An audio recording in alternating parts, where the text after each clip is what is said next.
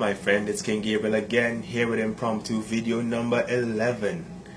And today's topic is from fakeness to greatness, right? When I say fakeness, what I mean is the idea that people have had for ages, it seems, of fake it till you make it. Go ahead and just be nice, just keep the peace, and all that stuff, where people act like if they have to act a certain way in order to manipulate the world to react in some different way than it is already acting. Now, this idea itself is crazy, totally crazy, because what it says is you're actually going to act in a different way to attempt to shift a world that's just showing you your own consciousness. Now, that would have to be crazy, because the idea of shifting a world that's just, in a sense, allowing you to perceive what's inside, right, is kind of out there. You're putting yourself out there, literally, right? And you don't need to put yourself out there. You're everywhere already, right? So when I'm talking about going from fakeness to greatness, what the bridge is simply this. It's the understanding that people do what they do, just as we said in the last video, by their level of consciousness, right? Their level of consciousness allows them to act how they act, to do what they do, to think what they think. Same thing with frequency again, right?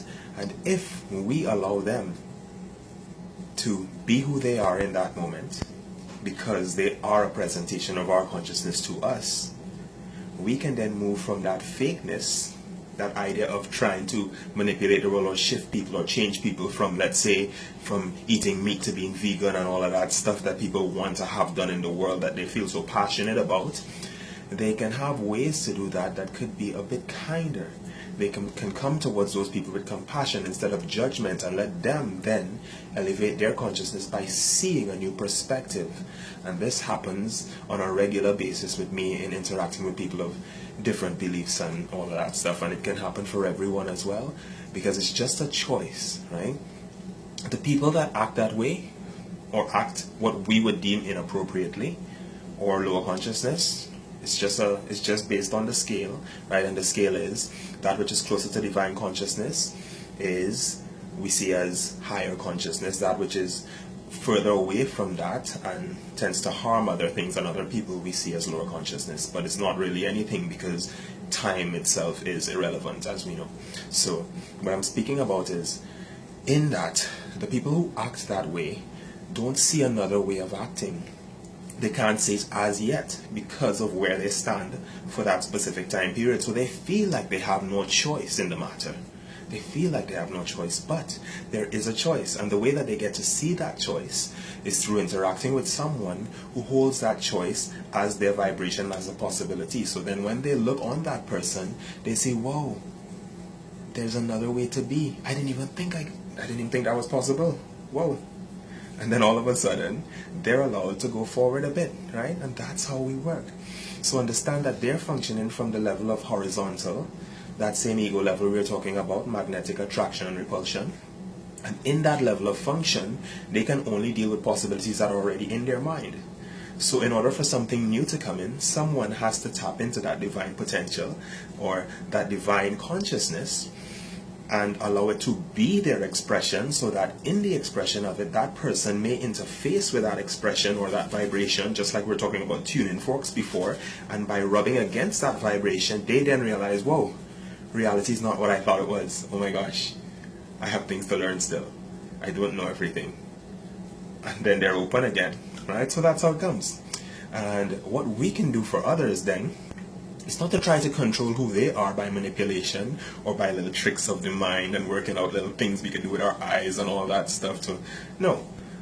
How we can change them is by changing ourselves, changing our consciousness, because really it's our consciousness that we encounter always, and that's what we tend to react to. And speaking about reaction, what would happen if we were to be in judgment of those people would be that we would be in reaction to what we think we see. And then we would be acting inappropriately towards reality, right? Because our actions then, right, it is reaction, but at the same time it is seen as an action in that moment. We don't want our actions to continuously be reactions, because then they invoke the past. They bring the past back to our present over and over. But if we can act in a genuine moment where we see the other as he or she really is, and we accept reality in that instant about that individual, or about the whole for that matter, then what we do is we act appropriately. We act from love. We act in connection with the other. We're not acting for the individual anymore. And in acting for the whole, we then stand in a place where we all are allowed to move together and advance, right? And that's what we're always doing, advancing together.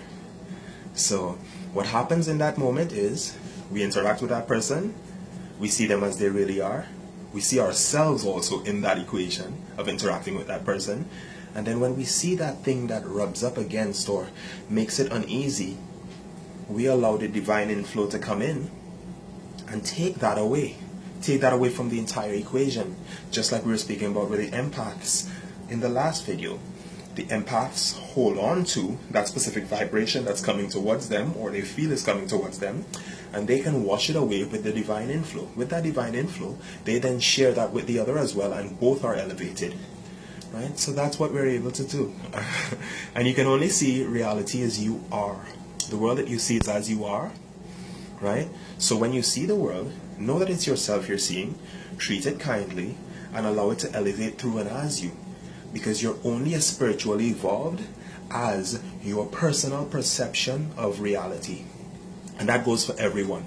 No matter what position you are in this world, you could be the king of the world, you could be the Pope, you could be anybody, You're only as spiritually evolved as is your personal perception of reality. So when you look on others and you think that they have a problem, and you want to assess them or make any judgments about them, remember, that's your perception you're dealing with, not the other. That's your personal perception. If your personal perception is of a bright and shiny world where everybody's loving and kind, and you really feel connected to people, then you are headed towards divine consciousness. And your spiritual perception is that much better. You have a spiritual perception. Those who judge and condemn and cut others off, they are cutting off their own spiritual perception and stopping themselves from being connected to the whole, or from recognizing their connection to the whole. So it's very important that we maintain that. We actually help in fostering that, and we advance together. And that's what I wanted to speak about today. We're moving from fakeness, that thing of the past where people used to fake it to make it and act like if they're in the best shape or they have the best things in the world and all of that stuff. You know, the things of the world, at the end of the day, do not matter. They're temporary, very temporary at that. But we can use them to communicate with each other and move into greater spaces of connection on a mental and spiritual level. So let's do that together once again. Eternal love and infinite peace.